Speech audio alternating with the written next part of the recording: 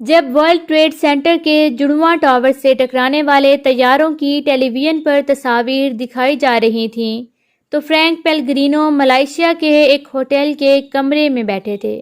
پہلی چیز جو ان کے ذہن میں آئی وہ یہ تھی کہ میرے خدا، یہ تو خالد شیخ محمد ہے، وہ تو میرا آدمی تھا۔ خالد شیخ محمد کے ہدف اور عزائم بھی یہی تھے، اور فرینک پیلگرینو اپنے کام کی وجہ سے ان کے عزائم کو جانتے تھے۔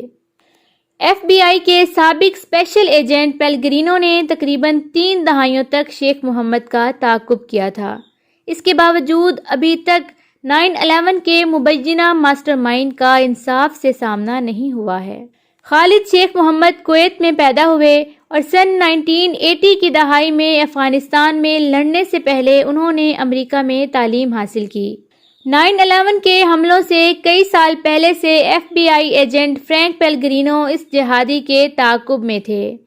سن 1990 کی دہائی کے وسط میں پیلگرینو اپنے آدمی یعنی خالد شیخ محمد کو پکڑنے کے قریب پہنچ گیا تھا۔ جب انہیں پتہ چلا کہ وہ قطر میں ہے، ان کے ساتھ ایک ٹیم عمان پہنچی جہاں سے انہیں قطر میں داخل ہونا تھا، اور اس طرح انہوں نے شیخ محمد کو گرفتار کرنے کا منصوبہ بنایا تھا۔ ایک طیارہ ملزم کو واپس لانے کے لیے تیار تھا، لیکن زمین پر امریکی سفارتکاروں کی طرف سے مزاحمت جاری تھی۔ پیلگرینو قطر گئے اور سفارت خانے میں سفیر اور دیگر حکام کو بتایا کہ ان کے پاس شیخ محمد کے خلاف طیاروں کی سازش کے الزامات ہیں، لیکن ان کا کہنا ہے کہ وہ لوگ اس ملک میں کسی قسم کی پریشانی پیدا کرنے سے پرہیز کرتے نظر آئے۔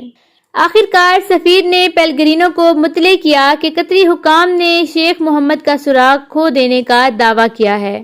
وہ کہتے ہیں اس بات پر وہاں غصہ تھا اور غصے کے ساتھ مایوسی بھی۔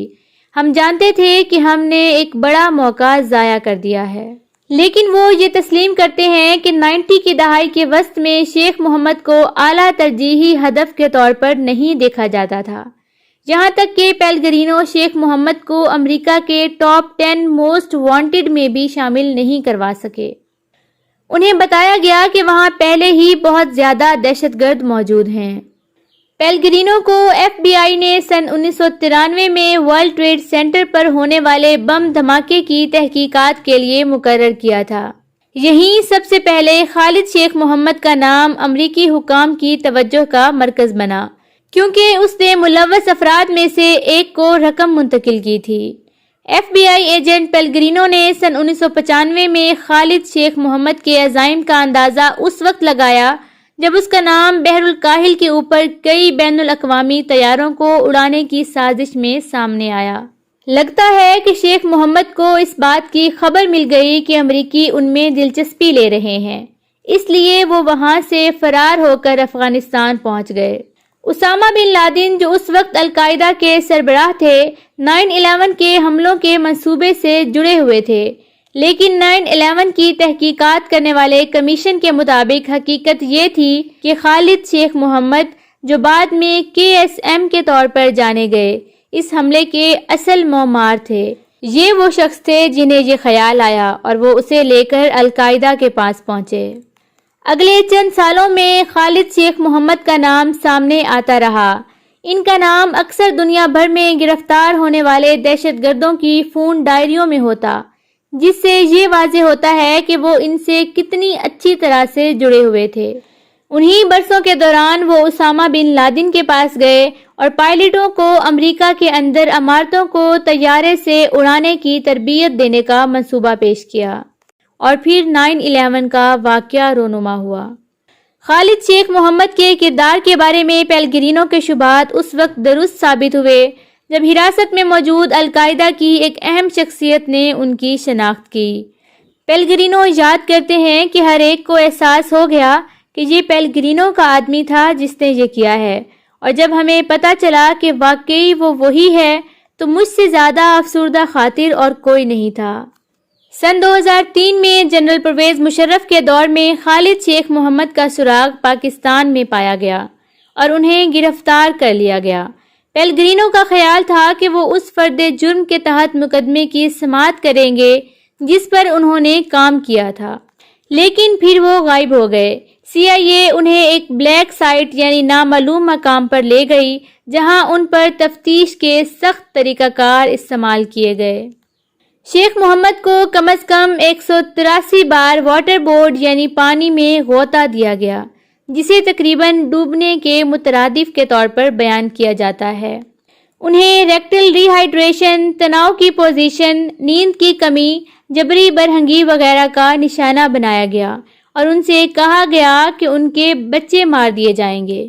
وہ اس دوران متعدد سازشوں کا اعتراف کرتے رہے، لیکن سینٹ کی ایک رپورٹ نے بعد میں بتایا کہ مبینہ طور پر جتنے انکشاف انہوں نے کیے ان میں سے زیادہ تر ان کی ذہنی اختراع تھے۔ خالد شیخ محمد کی معلومات پر پاکستان کی سرحد پر اسامہ بن لادن کی تلاش تیز کر دی گئی۔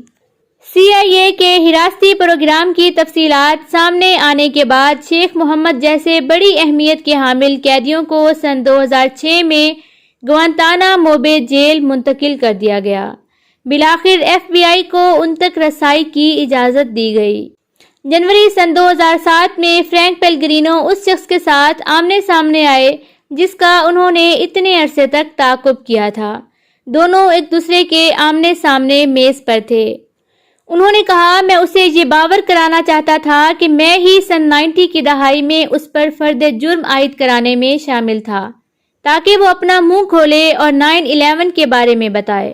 FBI کے سابق اہلکار کو انہوں نے جو کچھ کہا اس کی تفصیلات تو وہ ظاہر نہیں کریں گے، لیکن انہوں نے یہ تسلیم کیا کہ آپ مانیں یا نہ مانیں وہ بہت پرلطف اور مزاحیہ شخص ہے۔ خالد شیخ محمد کو اکثر گوانتانامو بے میں سماعتوں کے دوران چھاتی تانے کھڑا دیکھا گیا ہے، جبکہ پیلگرینو نے دنیا کے سب سے بدنام دہشت گرد ملزم کو کارڈیشین قرار دیا ہے، جو کہ توجہ کا طالب ہے لیکن اسے کوئی پچھتاوا نہیں ہے۔ کیا وہ اپنے جرائم کا اعتراف کرے گا یا پھر سماعت کا زیادہ سے زیادہ فائدہ اٹھانا چاہے گا؟ میں یقین کے ساتھ کہہ سکتا ہوں کہ اس نے جو کیا وہ اس سے مطمئن ہے، لیکن چاہتا ہے تماشا جاری رہے۔ پیلگرینو کہتے ہیں کہ 6 دن کی بات چیت کے بعد شیخ محمد نے آخر کار کہا کہ اب بہت ہو چکا اور بس اتنا ہی کہنے کے لیے ہے۔ شیخ محمد کے ایک وکیل نے BBC کو بتایا کہ کیس ختم ہونے میں مزید 20 سال لگ سکتے ہیں۔ ملزم کا دفاع کرنے والے وکیل سن 2008 سے اس کی پیروی کر رہے ہیں، جب سے یہ مقدمہ شروع ہوا ہے۔ ان کا کہنا ہے کہ اصل منصوبہ تقریباً فوری طور پر مقدمہ شروع کرنا تھا، لیکن وہ ابھی تک شروع کرنے کے قریب بھی نہیں ہیں۔ اس کے ساتھ یہ بھی کہا کہ نئے جج اس معاملے میں 8ویں یا 9ویں جج ہیں جو مقرر ہوئے ہیں، اور یہ اس پر منحصر ہے کہ آپ کس طرح گنتے ہیں۔ جج کو اپنے آپ کو پچھلی سماعتوں کے تقریباً 35,000 صفحات اور ہزاروں درخواستوں سے آشنا کرنا ہوگا، جبکہ نیوین نے اسے امریکہ کی تاریخ کا سب سے بڑا مجرمانہ مقدمہ قرار دیا ہے، اور یہ سب سے زیادہ متنازع ہے۔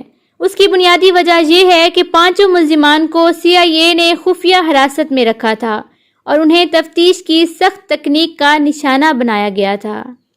خالد شیخ محمد کے پیچھے دنیا بھر میں جانے والے ایجنٹ پیلگرینو کے ذہن میں ایک احساس ناکامی ہے، اور ان کے ذہن میں یہ سوال ہے کہ اگر سن 1990 کی دہائی میں انہیں پکڑ لیا گیا ہوتا تو کیا 9/11 کو روکا جا سکتا تھا؟ وہ کہتے ہیں کہ اس کا نام ہر روز میرے ذہن میں آتا ہے اور یہ کوئی خوشگوار خیال نہیں ہے۔ وقت چیزوں کو ٹھیک کرنے میں مدد کرتا ہے، لیکن یہ جوں کا توں ہے۔ ناظرین، ہماری یہ ویڈیو کیسی لگی اس کے بارے میں ایک کمنٹ ضرور دیجیے گا۔ ہاں، اگر ابھی تک آپ نے ہمارا چینل سبسکرائب نہیں کیا تو پلیز اس ویڈیو کو لائک اور چینل کو سبسکرائب کرنا نہ بھولیے گا۔ اللہ حافظ۔